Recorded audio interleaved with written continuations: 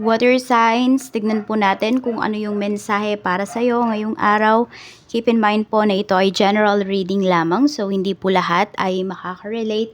So be open-minded. Sa mga hindi pa po nakasubscribe dito sa ating channel, please subscribe na po kayo and pa-like na din po ng ating video. At sa mga nais pong mag-avail ng ating private readings, ng ating Evil Eye Amulet Necklace, at ng ating Tears Bracelet, makikita nyo po yung link sa description box. Tarot Intentions by Aliana Reyes. Okay, cleanse muna po natin yung ating space, yung inyong energy. This is for you, water signs, Cancer, Pisces, and Scorpio.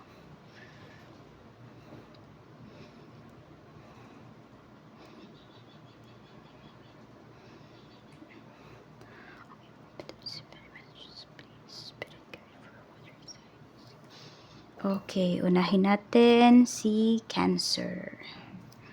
Okay. Cancer, tignan natin kung ano ba yung mensahe para sa'yo ngayong araw na ito. Spirit guide, mensahe po natin kay Cancer.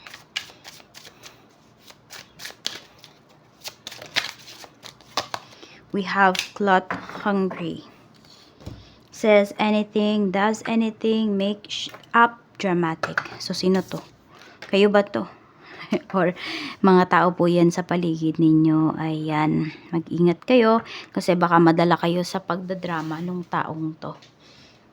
Mag-ingat kayo sa mga pinapaniwalaan po ninyo. Mag-ingat kayo sa mga sinasabi ng taong to kasi baka mahook kayo. Tignan natin. Meron dito attention seeker.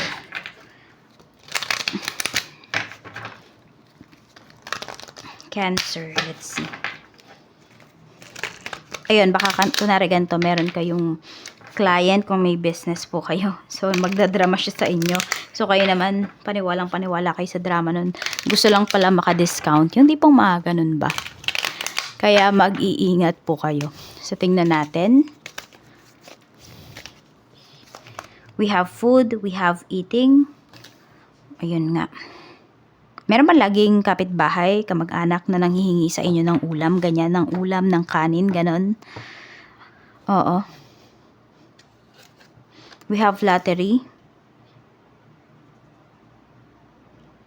So, meron dito pwedeng, okay lang naman po sa inyo. Kaya lang kasi parang tinitake advantage na kayo ng mga taong to. For some of you, pwedeng nag-iingat po kayo ngayon pagdating sa pagkain. Meron naman dito, pwedeng kinakain nyo po talaga lahat. Yung parang wala kayong limit sa sarili ninyo. So, pwedeng yung iba sa inyo, ngayong araw na to, Cancer, this is your cheat day. Ayan po. Tapos, meron tayong lottery dito. We have mountain and hill. So, ang dami mo na palang nalagpasan ng mga problems. And you're very proud of yourself because nag-invest ka talaga sa sarili mo. So, yan po, meron dito, pwedeng nag-back to school yung iba sa inyo. Meron din naman po dito, kung kinakailangan sa negosyo ninyo, sa trabaho ninyo, ng, alam mo yon na mag-ayos talaga kayo. So, nag-aayos po talaga kayo. Okay? Pwedeng kung may mga training sa trabaho, talaga pong ina-avail nyo yon. Yung mga trainings na yon. Para rin kasi yon sa inyo. Para din po yon sa inyong ikakabuti, sa growth po ninyo. So, we also have money. Meron bang tumataya dito sa loto? Napakalaki po ng chance ninyo ngayon na manalo. Ayan o. We have money. Discover the source of your true power. May napaginipan ba kayong numbers? Cancer, tayaan nyo na yan. Or kung hindi kayo makataya, patayaan nyo po yan. Kung sino man yung mauutusan ninyo, makikisuyuan ninyo ngayong araw na ito. Ang ganda po ng energy ninyo. Yan. Tingnan natin, ano pa yung mensahe para sa'yo. Mensahe pa po natin, Spirit Guide. For Cancer.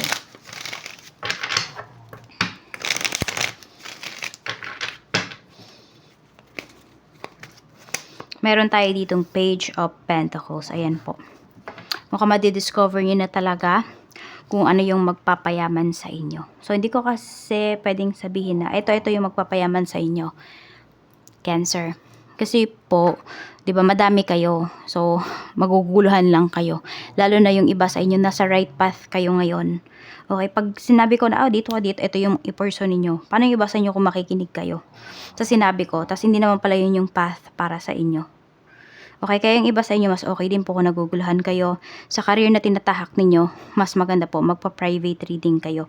Pero kung alam mo naman na nasa tamang path ka, mag-stick ka dyan sa path na kinalalagyan mo. Kasi yung iba po sa inyo, sabi ko nga, na-discover nyo na, at yung iba naman sa inyo, madi-discover nyo na kung ano yung magpapayaman sa inyo. So, ayan lang po ang mensahe para sa inyo. So, ayan lang. 'Di ba, reach your goals. So, pag-aralan mo po yan kung ano ba yung steps na gagawin mo. Pagplanuhan mo po anong steps yung gagawin mo para maabot mo yung mga goals mo. Yan lamang po. Maraming salamat and ingat kayo always. Pisces, tignan natin kung ano po ang mensahe para sa'yo ngayong araw. Ayan. So, keep in mind na ito ay general reading lamang. Tingnan natin. We have girl fight. Ayan, may nakikipag-away ba sa inyo? Or nag-away ba kayo ng person mo? Meron nakikipag-compete sa'yo dito. So, alam mo yun, kahit sabihin natin na you are just giving your best, may mga tao dito na akala nagpapasikat ka, Pisces. Ganon. Siguro hindi nila gusto yung vibes mo. Kaya ganyan ka nila na-view. No, ganyan yung tingin nila sa'yo. Tingnan natin ano yung mensahe pa para sa'yo.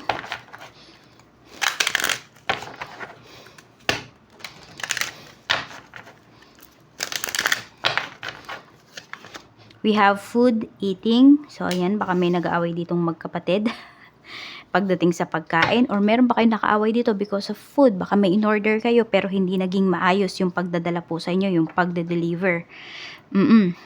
At kung kayo naman po, ayan, baka may food business kayo, may mga pa-order kayo, double check nyo po, triple check niyo baka may nakaligtaan kayo, baka may order pala today tapos nakalimutan. So, yun, parang alam mo yung nilalaban mo. Or kakausapin mo pa yung client mo na pwede po ba ganitong oras niyo i-pick up, ganyan. So, medyo nakikiusap ka pa dito. Tignan natin. So, iba naman sa inyo, yan, kung ano man yung business niyo tapos hindi nyo talaga nakayanan yung oras. Okay, so, kahit non-refundable yung business niyo, pwedeng i-refund nyo talaga yung amount na binayad sa inyo. Kasi, you know, some of you na you are at fault pagdating dito. Yan. Pero kung alam nyo naman na yung client, syempre, ay, ipaglalaban nyo talaga yung rights ninyo. We have gift. May magre-regalo sa'yo ng pagkain. Ayan, baka meron dito, kung meron kang nakaaway, ayan, hihingi ng forgiveness sa'yo yung taong to, makikipagbatito sa'yo. Or pwedeng hindi kanya matiis. Ayan po, or meron dito, nagtatampo ba kayo ngayong araw tapos di kayo kumain. So, ayan po, pwedeng may susuyo sa inyo dito. We have family. Family members mo lang din to. Baka may nakaaway kang kapatid, tiyahin mo, or mother mo. Ayan po, Pisces. So, hindi ka matitiis ng taong to. At ano ka pa rin, o-offeran ka pa rin niya ng pagkain. Tingnan natin. Or i-order ka nito ng food. Kung ano man yung favorite foods mo, pwedeng i-order ngayon yan. Tingnan natin. Yung iba naman po sa inyo, medyo maging maingat pala kayo dito sa pagkain kasi baka may family history kayo, kunwari diabetes, high blood, yung mga ganyan. So, or basta mag-ingat kayo ha. Kasi pwedeng nasa lahi nyo na talaga yan, tas di pa kayo nag-iingat sa pagkain. Parang fight kung fight kayo pagdating sa pagkain. So, meron ba dito mahilig mag-buffet? Meron dito mahilig kayo mag-boodle fight? So, yung mga, alam mo yung mga oily foods, yung mga ganun, mga bawal yung nakakain ninyo. So, mag-ingat po kayo. Pisces, tingnan natin. We have 9 of Cups. Okay. So, meron lang pala dito nagtatampo. Kung hindi naman kayo yung nagtatampo na yan, Pisces, pwedeng isa sa family members mo nagtatampo siya. Yan, baka naubusan ng pagkain. Meron ba dito, madalas ba kayong maubusan ng pagkain? Ganyan. So, may mga tao sa family ninyo, no? May mga kasama ka sa bahay na napaka-inconsiderate nila. Hindi man lang nila tinatanong kung kumain na ba lahat ng tao sa bahay, pag-uubusin yung ulam or yung pagkain, tipong ganyan. So, we have 9 of Cups. So, ito, meron ka namang wish na matutupad. Yan po. And yung iba nga sa inyo, magiging happy kayo dito kasi pwedeng may magraregalo sa inyo. Ayan, or mafe-feel ninyo yung presence ng family ninyo ngayong araw. So, yan lang po ang mensahe para sa iyo, Pisces. Maraming salamat. Scorpio, tignan po natin kung ano yung mensahe para sa iyo ngayong araw. Keep in mind po na ito ay general reading lamang. Okay? Tingnan natin. We have child services. Meron dito. Pwedeng hindi na to sa anak nyo eh. Pwedeng, hindi na anak nyo yung kinukuha sa inyo or about sa child support, sa child custody, pwede po nasa apo nyo na for some of you. Pero meron din dito, pwedeng anak nyo po, ayan. Meron bang naghiwalay dito, ayan, or nagkakaproblema na kayo ng asawa mo, ng partner mo, so ang hinihingi nyo na lang dito, Scorpio, ay sustento, or yung iba naman sa inyo, kayo yung magbibigay na lamang ng sustento sa inyong anak. Tignan natin.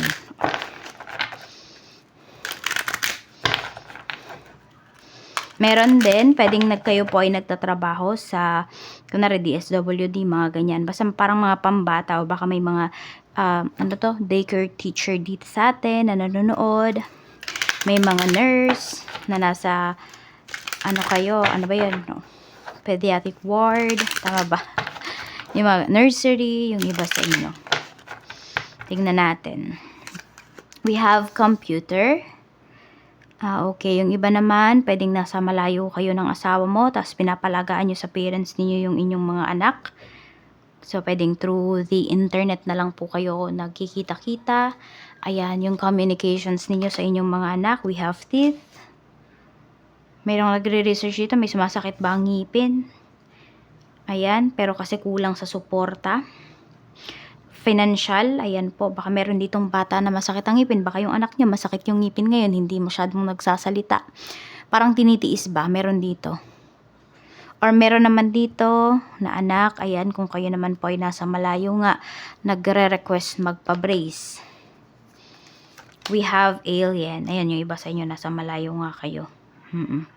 So, ayan po ang nakikita ko dito. Meron dito, may papasukin kayo na trabaho na malayo po talaga sa ano ninyo, parang sa course ninyo. Malayo dun sa kaalaman ninyo. So, sabi naman kasi dito, upgrade your mental software. So, pwede mo naman siyang pag-aralan. Yan po. Or meron kayo dito.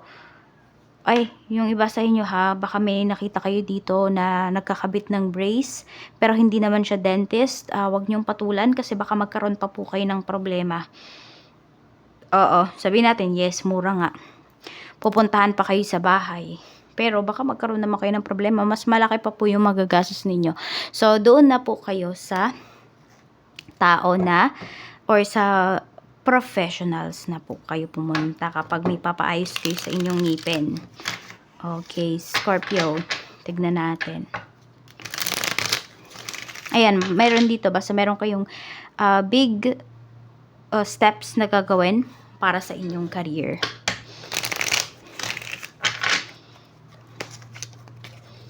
Meron tayo ditong King of Swords. You're very serious about these matters, Scorpio ngayon. Ayan po. So, iba sa inyo, pwedeng meron kayong problem with your father. Meron ba kayong daddy issues? Yung iba sa inyo, father issues. For some of you. Ayan po. So, ayan, kung kayo po ay tatay, Scorpio, or kung kayo po ay may problem sa inyong mga tatay, ayan, maayos pa ba? Yes, for some of you, maayos pa siya. Pero kasi yung iba naman ay hinihintay nyo lang talaga, no? Siguro kung mga bata pa yung iba sa inyo, hinihintay nyo lang na mag-reach out sa inyo yung father niyo. Pwede rin naman yung iba sa inyo, nagawa nyo na yung part ninyo, nag-reach out na kayo. For some of you, kung hindi man yan sa personal, is pwede po na nag-message kayo. Ayan, kunwari sa social media, nung father mo, nag-message ka directly sa kanya, hinihintay mo na lang yung sagot. So, ayan po, pwedeng meron dito, matagal kayong hindi nagkita ng anak mo, ayan, makikita mo na siya ngayon. Okay. Kasi meron tayong alien dito. So, alam mo yun, parang, yes, magtatay kayo, magnanay kayo, pero parang strangers kayo sa isa't isa. Ganyan ba yung nafe-feel ninyo towards sa inyong mga anak, towards sa inyong mga magulang? Kasi nga, pwedeng meron ditong nag-sacrifice talaga, no? Ng mahabang panahon para mabigyan po kayo ng magandang buhay. Or kayo to sa mga anak po ninyo. Okay, so yan lang po ang mensahe para sa iyo, Scorpio. Maraming salamat. Ingat po kayo always and more blessings to come.